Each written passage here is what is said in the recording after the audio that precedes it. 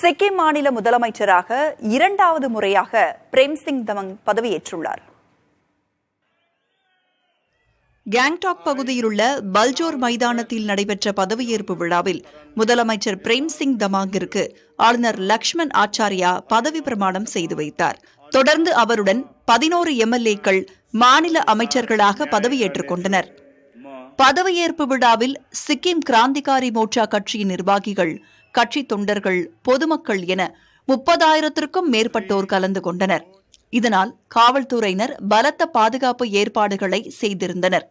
32 இடங்களை உள்ளடக்கிய சிக்கிம் மாநில சட்டப்பேரவையில் 31 இடங்களை சிக்கிம் கிராந்திகாரி மோர்ச்சா கட்சி கைப்பற்றி அமோக வெற்றி பெற்றது.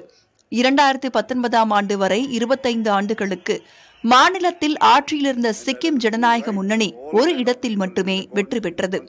2019 முதல் 2024 வரையிலான பிரேம்சிங் தமாங்கின் ஆட்சி காலத்தில் மாநிலத்தில் நடைபெற்ற வன்முறைகள் அவரது அரசு மீது களங்கத்தை ஏற்படுத்தின.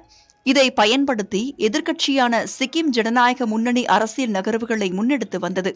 எனினும் சிக்கிம் கிராந்திகாரி மோர்ச்சா கட்சி அளித்த வேலை பாதுகாப்பு உத்தரவாதம் மாநில மக்களிடம் நல்ல வரவேற்பை பெற்றது. அதன் விளைவாகவே தற்போது பிரேம்சிங் தமாங் தலைமையிலான அரசு மீண்டும் அமைந்துள்ளதாக பார்க்கப்படுகிறது.